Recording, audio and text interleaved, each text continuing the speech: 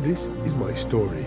Please don't spank my child for being late. The policeman appeared for the poll tax. The robe is of the utmost beauty. Please buy for me useful books. After Passover, I booked for Idab in a caravan. We have weaned the baby. Open for me the gates of righteousness. Be so kind as to help the bearer of this letter. We constantly face danger of death. I praised God and thanked him. I received your letter. I leave to each of the 4 synagogues money for oil, so that people may study at night.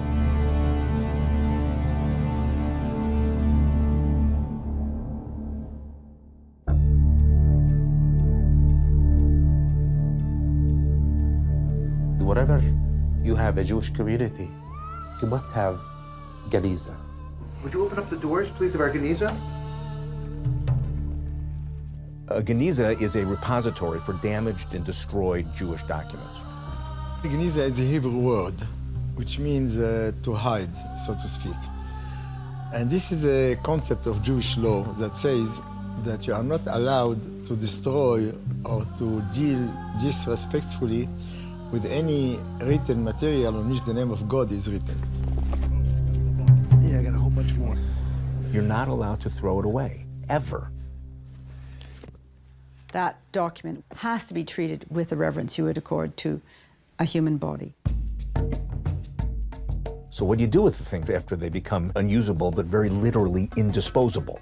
Typically, you bury it in a cemetery. Raymond? Oh. Yet it's inconvenient to schlep things out to the cemetery and dig up a grave every time a book or a document becomes unusable.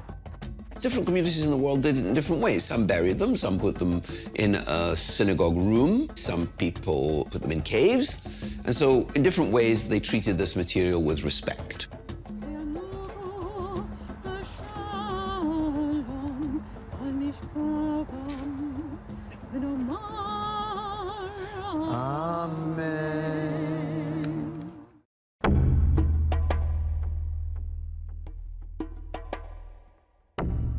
The Jews of medieval Cairo had a little bit of a different custom. Their custom was to not only save any document that had God's name in it, but any document written in Hebrew letters. They also did not empty their room-sized Geniza in over 900 years. For reasons that we'll never know, nothing that was thrown into that Geniza was ever sent along the way to the final step, to burial.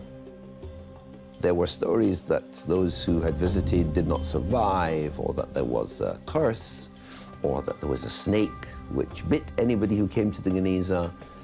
All these kind of superstitions succeeded in keeping this material safe. Now we know that the Geniza consists of more than 500,000 fragments, probably the largest such collection ever found in any other culture. This is all Geniza. Down here we have the old series and the additional series, and that's all down here and all down here and down here. It gave us a kind of video on life 1,000 years ago, which is totally unique. But it's not just unique for the extent, it's unique for the content. In the Geniza, there are things that you would expect to be in a Geniza. These are Torah scrolls, parchment, basically leather, really. The whole volume consists of Talmud fragments. You expect Bible fragments, and you would expect Talmud fragments. All that's there, fine. We have in the Geniza not just sacred literature. There are things that you would never expect to have been preserved for no religious reason whatsoever. There are documents, there are bills, there are lists, there are personal letters. Every possible aspect of life is represented there. It's like walking into a living room full of people, but from the middle of the 11th or the 12th century.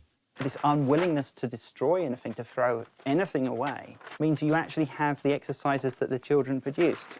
The alphabet, written by some 11th or 12th century child.